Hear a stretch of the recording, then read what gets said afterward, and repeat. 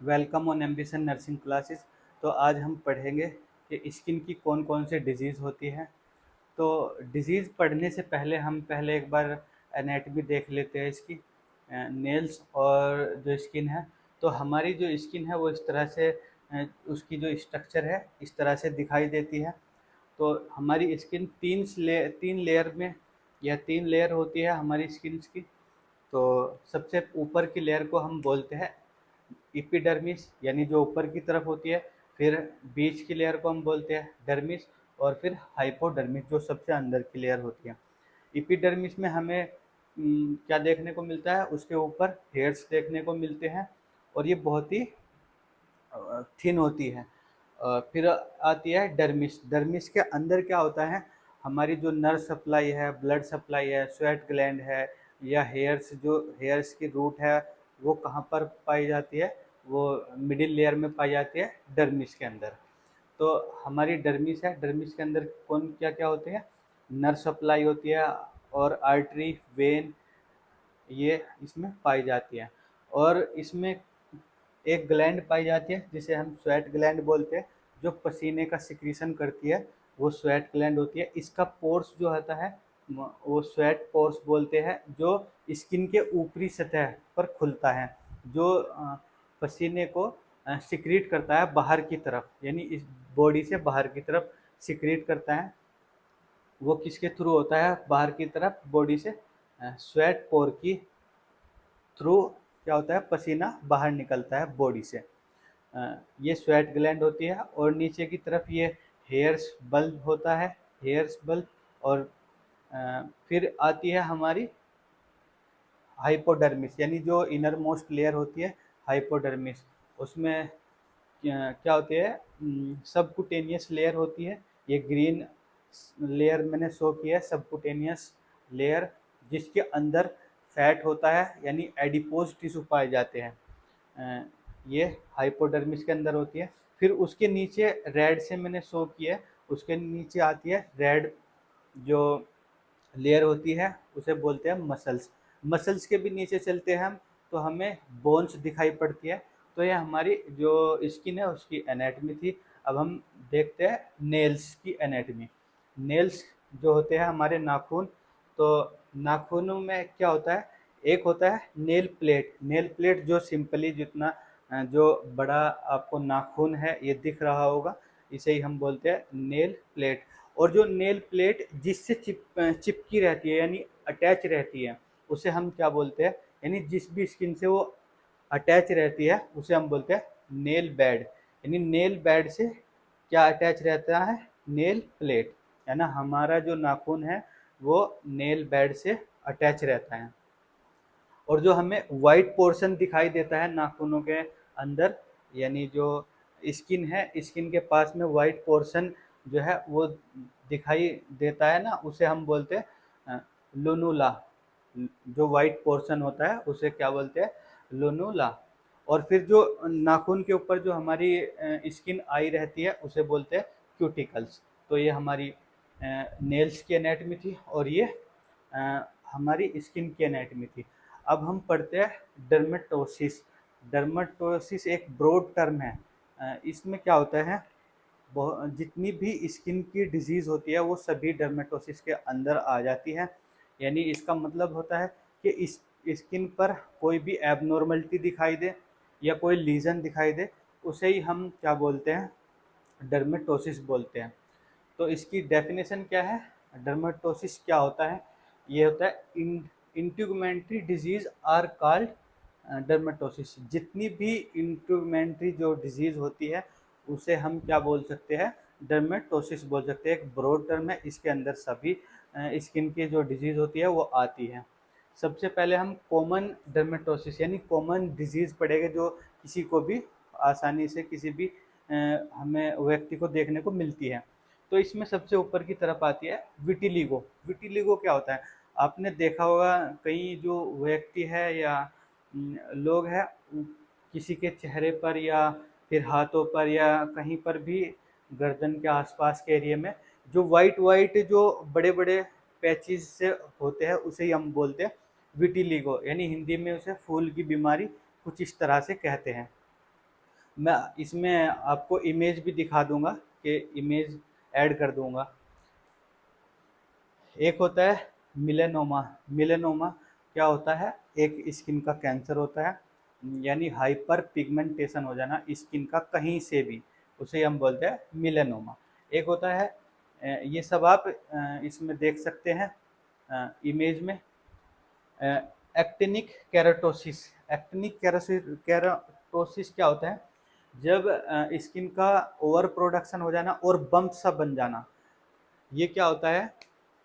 जब कोई भी व्यक्ति ज़्यादा सन की लाइट में रहता है तो उसे अल्ट्रा वायलेट रेज आकर के उसकी स्किन में क्या करती है, इस तरह की मतलब अल्ट्रा वायलेट रेज आती है तो वो हमारी स्किन में चेंजेस कर देती है, और उस चेंजेस को ही हम क्या बोलते हैं?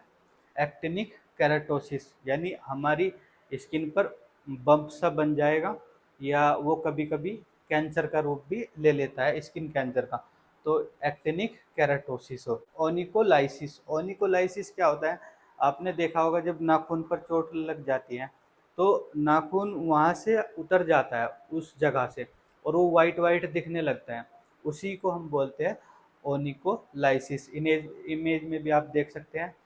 तो ओनिकोलाइसिस होता है, ये किसी बैक्टीरिया की या फंगस की वजह से हो जाए तो उसे हम ओनिकोलाइसिस बोलते हैं। यानी जो नेल है, हमारा नेल होता है, वो नेल बेड से सेपरेट हो जाए, उसी कंडीशन को हम बोलते हैं ओनिकोलाइसिस। एक होता है नेल क्लबिंग। नेल क्लबिंग क्या होता है?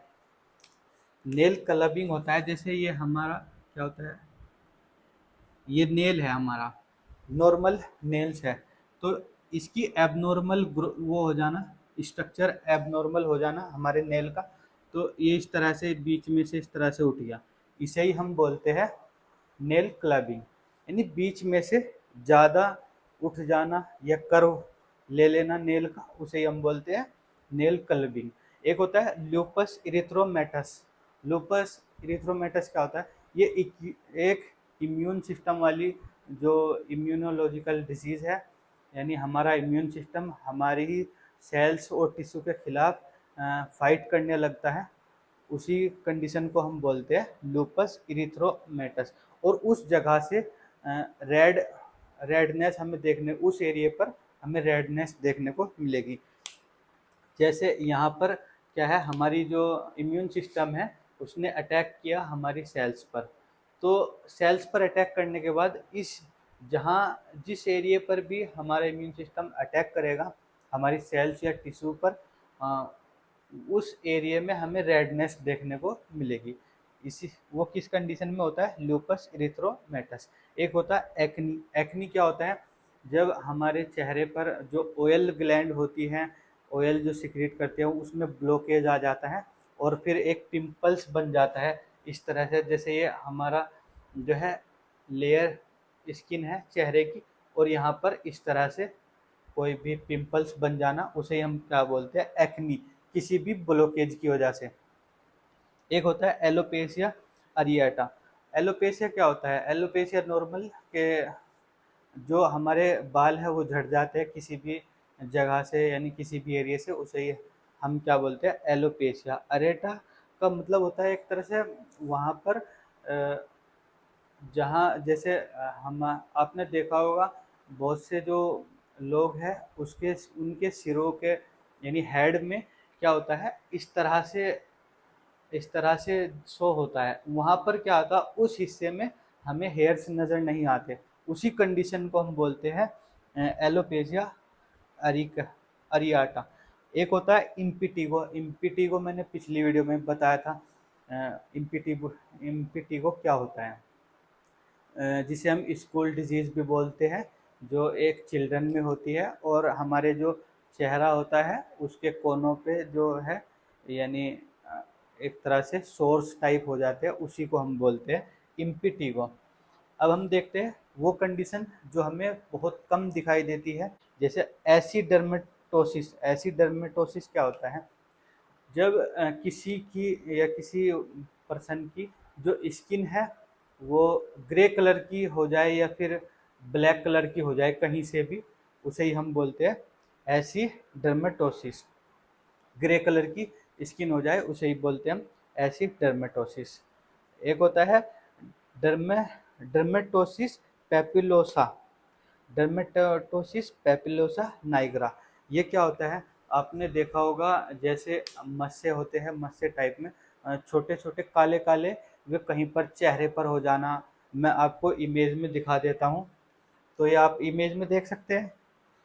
एक होता है ट्रांजिएंट एकैंथोलाइटिक डर्मेटोसिस, ट्रांजिएंट एकैंथोलाइटिक डर्मेटोसिस। ये क्या होता है, इसमें इस तरह से रेडनेस आ जाती है बॉडी पर, और एक तरह से पिंपल्स लाइक स्ट्रक्चर हमें दिखाई पड़ती है इस तरह से। इसे ही हम बोलते हैं ट्रांजिएंट एकैंथोलाइटिक डर्मेटोसिस। एक होता है एक्यूट फिब्राइल न्यूट्रोफिलिक डर्मेटोसिस। इसमें क्या होता है, इस तरह से जैसे दाद सा होता है ना, इस तरह से बन जाता है। ये इन सब आप इमेज में देख सकते हैं। अब देखते हैं हम कोजेज कि इन सारी जितनी भी स्किन की डिजीज थी, इनके क्या क्या कोजेज हो सकते हैं। तो इनके कोजेज में बैक्टीरियल इन्फेक्शन। बैक्टीरियल इन्फेक्शन में मोस्ट कॉमन कौन सा देखने को मिलता है, stay staphylococcus Orius. Staphylococcus Orius ये एक बैक्टीरिया होता है जिसकी वजह से हमें स्किन की डिजीज देखने को मिलती है। एक होता है स्ट्रेप्टोकोकस पायोजन, इसकी वजह से भी हमें स्किन की जो डिजीज़ है वो देखने को मिलती है। या फिर वायरस की वजह से, वायरस इन्फेक्शन की वजह से किसी को HIV हो गया है, ह्यूमन इम्यूनो डिफिशियंसी वायरस। ये क्या करता है हमारी बॉडी में, जो हमारे इम्यून सिस्टम है उसे वीक कर देता है, तो हमें कोई सा भी स्किन का इन्फेक्शन लग सकता है। एक होता है फंगल इन्फेक्शन। फंगल इन्फेक्शन में कौन सा fungus, tinea fungus. Tinea fungus क्या करता है, एथलेटिक फूट। एथलेटिक फूट क्या होता है, जब हमारे जो पैर होते हैं उसके जो टो और उंगली के बीच दाद सा बनने लगता है उंगलियों के बीच में, उसे ही हम बोलते हैं एथलीट फूट। फिर एक क्या होता है, एक कोज जेनेटिक फैक्टर। जेनेटिक फैक्टर में कौन सा जीन उसमें होता है, HLA-DR4 जीन है जो रिस्क फैक्टर है हमारी स्किन की डिजीज कॉज करने का। अब चलते हैं हम डायग्नोस की तरफ कि डायग्नोस्टिक इवेल्युएशन क्या क्या करेंगे हम। सबसे पहले हम हिस्ट्री कलेक्शन करेंगे, फिर फिजिकल एग्जामिनेशन करेंगे उस पेशेंट का, फिर करेंगे प्रेजेंस ऑफ फीचर, यानी डायग्नोस करेंगे किसके बेसिस पे, प्रेजेंस ऑफ फीचर, यानी जितने उसके जो सिम्टम आ रहे हैं उनके बेसिस पर हम क्या करेंगे, डायग्नोस करेंगे। अब देखते हैं मैनेजमेंट में क्या क्या हम देंगे।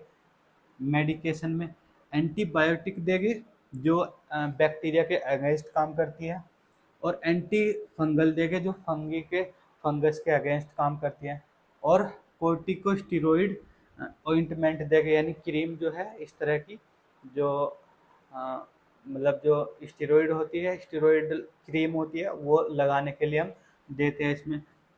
अब देखते हैं नर्सिंग मैनेजमेंट में हम क्या क्या करेंगे। तो नर्सिंग मैनेजमेंट में avoid close contact with family member, यानी उसे पेशेंट को इंस्ट्रक्ट करेंगे या बताएंगे कि अपने जो फैमिली मेम्बर है उनसे क्लोज कॉन्टैक्ट ना रखे, पहला पॉइंट है। दूसरा इसमें है मेंटेन पर्सनल हाइजीन, यानी उसे बताएंगे कि अपनी जो पर्सनल हाइजीन है उसे मेंटेन रखना है, यानी उसकी जो पर्सनल हाइजीन है यानी साफ सफाई है खुद की, वो उसे रखनी है। फिर तीसरा पॉइंट है इसमें, एडवाइज करेगी nurse antibacterial soap. Antibacterial soap का यूज करना है नहाते वक्त और हैंड वॉशिंग करते वक्त।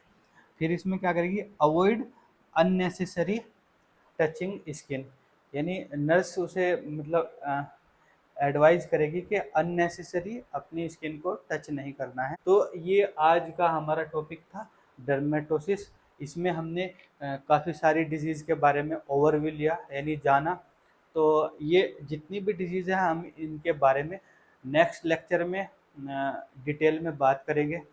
तो ये आज का हमारा टॉपिक था। उम्मीद करता हूँ आपको ये सारी टर्म्स जो है, जितनी भी डिजीज़ की टर्म्स है, ये क्लियर हुई होगी। और अगर कोई टर्म्स ऐसी है जो नहीं समझ में आई तो आप कमेंट में बता सकते हैं।